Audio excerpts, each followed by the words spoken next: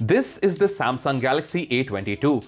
It costs Rs 18,499 and it's the latest entrant in the Galaxy A series. The Samsung Galaxy A12, A32, A52 and A72 were launched earlier. Now this gets a 5000 mAh battery, a quad rear camera setup and a Helio G80 processor.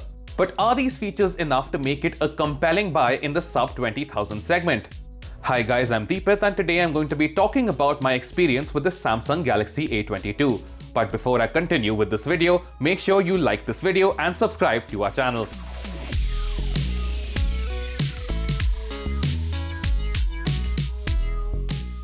The all-plastic body of this phone feels quite firm. Samsung have sent us the black color, which does look quite sleek, but I'm also a huge fan of the other mint color option. The glossy black back is a fingerprint magnet. A TPU case would have been appreciated, but Samsung has not bundled one in the box here. Now this has a completely flat screen in back with slightly rounded edges. The 6.4-inch screen and the 186 grams of weight make one-handed use quite easy. The phone feels comfortable to hold. The phone has an infinity U or a teardrop front camera cutout. I would have preferred a punch hole design, but this isn't too obtrusive and fairly small as far as teardrop notches go. The quad camera module on the back doesn't protrude much from the frame and blends well with the phone's design language. Coming to the display, this is a 6.4-inch HD Plus AMOLED display with a 90Hz refresh rate. Now let's get the elephant in the room out of the way first. This is an HD Plus display, which means it has a 720p resolution more or less. Now how much this affects you is going to depend a lot on what you care about. Some people cannot tell the difference between HD Plus and Full HD Plus at all, while for some people it may be a bigger issue. Although HD Plus, this is still a Samsung AMOLED display, which means it is extremely vibrant, very bright and has great colors for consuming content. The 90Hz refresh rate is very smooth and a huge benefit. Scrolling around the UI and even using apps like Twitter or Instagram presents a very smooth experience.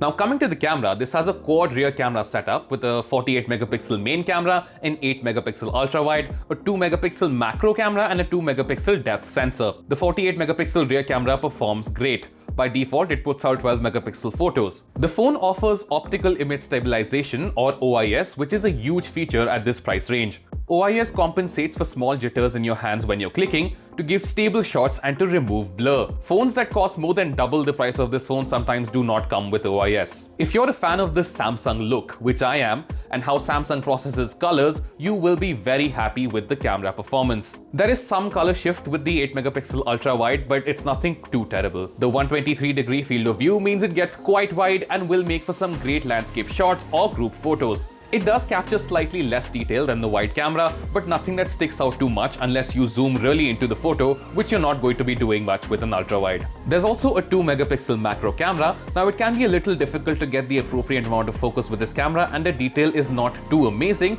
but for what it is, it does produce some decent shots. The OIS in the main camera also helps with low light performance. While you do need to keep your hands a little stable, you don't need a tripod to get great low light shots. In terms of video, this shoots 1080p and 720p video at 30 fps. Colors are consistent with video and quality is quite good. Again, the OIS means that there are no little jitters when recording videos, even if your hands aren't the most stable. Mine are definitely not, but pans and small movements came out looking just fine. The Galaxy A22 packs a 13 megapixel front camera. The front camera also carries your trademark Samsung look and clarity is quite good for selfies. In bright sunlight, it can have some troubles activating HDR, but when it works, it can make even extremely brightly lit backgrounds visible. This also shoots 1080p and 720p video at 30 fps and clarity is great for video calls as well. The Galaxy A22 offers a Helio G80 chipset, which is common for this price range.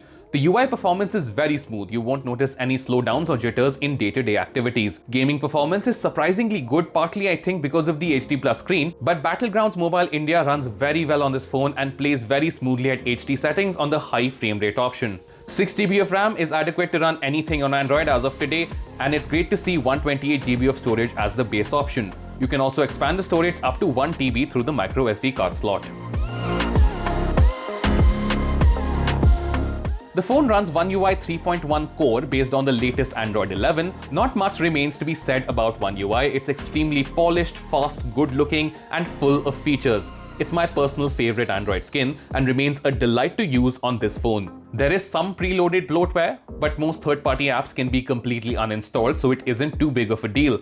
Some first-party apps also do send push notifications, but these are also easily turned off. The Galaxy A22 sports a now ubiquitous USB Type-C port for charging and data transfer. It also has a 3.5mm headphone jack, which is common in this segment, but it's always great to see. There's a single bottom-firing speaker that gets reasonably loud. This phone has a side-mounted fingerprint scanner, which I love. I maintain that physical fingerprint scanners are much faster and more accurate than in-screen ones, so this is fantastic.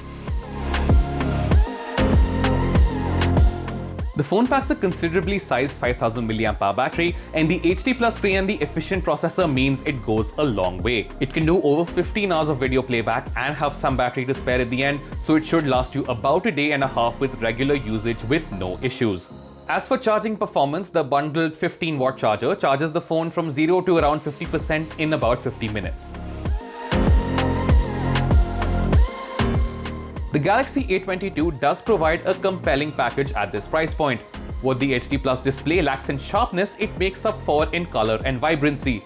The camera setup is among the best in the segment and produces some remarkable shots, and OIS at this price point is commendable. Samsung's software package remains very polished, and even Battlegrounds Mobile India runs smoothly for the odd bit of gaming. The phone is available for Rs 18,499.